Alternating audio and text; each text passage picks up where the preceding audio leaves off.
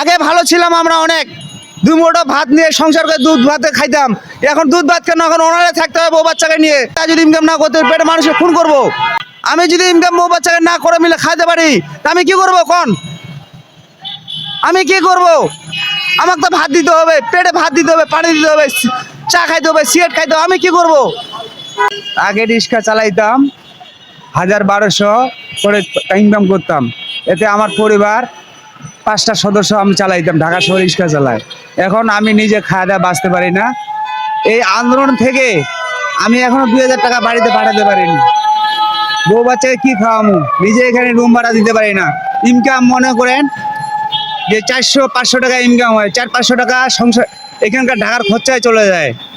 আর কিভাবে দেশে টাকা পাঠাবো? দেশের বউ বাচ্চা না খাওয়া থাকতে হইব। এইভাবে যদি আমরা দিনকাল যায়, তাহলে আমাদের জীবন যেমন কিভাবে বাঁচবে?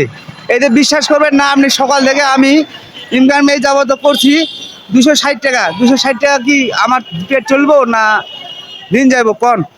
আর আমরা প্রতিদিন দৈনিক 1200-1300-1400 টাকা ইনকাম করতাম। এখন তো 500-700 টাকা, 500 টাকা ভাড়া মারতে পারি না মামা।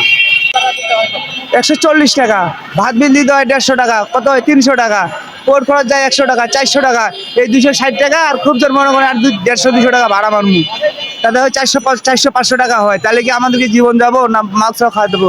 এভাবে তো মনে করেন 40 লাখ কমপক্ষে রিক্সাওয়ালা আছে। এই 40 লাখের রিক্সাওয়ালা পরিবার সরকার তো টাকায় না মামা। আমরা কি করে বাঁচবো?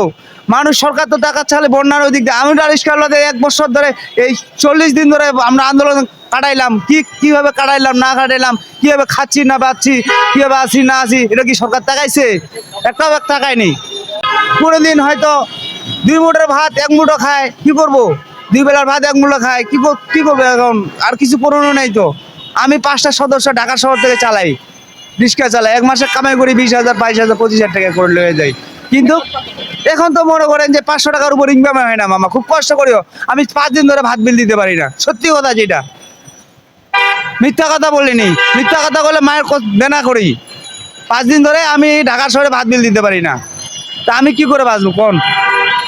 মনে হচ্ছে বুঝি মোটরগুলো ধরে আর চিরে দিই। অবৈধ জিনিস চলবে কেন? বৈধ করুক।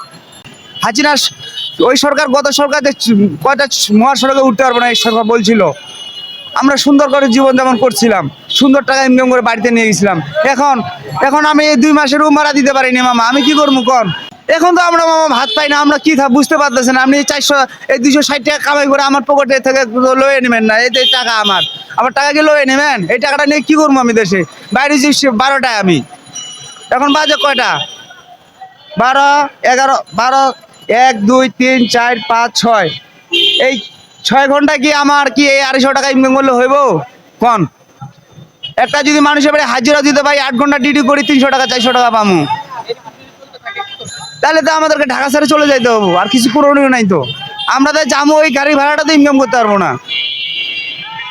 আমরা তো যাবো ওই ঢাকা ছাড়ে, ওই গাড়ি ভাড়াটা তো ইনকাম করতে পারি না। বিভিন্ন গ্রাম থেকে লোক আসে, এভাবে রিক্সা চালা খায়।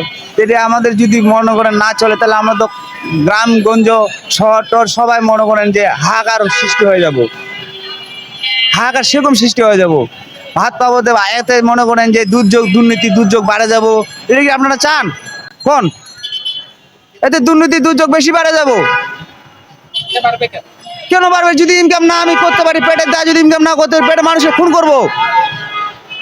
আমার কথাটা বুঝতে পারছেন? আমি যদি ইনকাম বউ বাচ্চাকে না করে মিলে খাইতে পারি, তা আমি কি করবো কোন? আমি কি করব? আমাকে তো ভাত দিতে হবে, পেটে ভাত দিতে হবে, পানি দিতে হবে, চা খাইতে হবে, সিগারেট খাইতে হবে। আমি কি করব?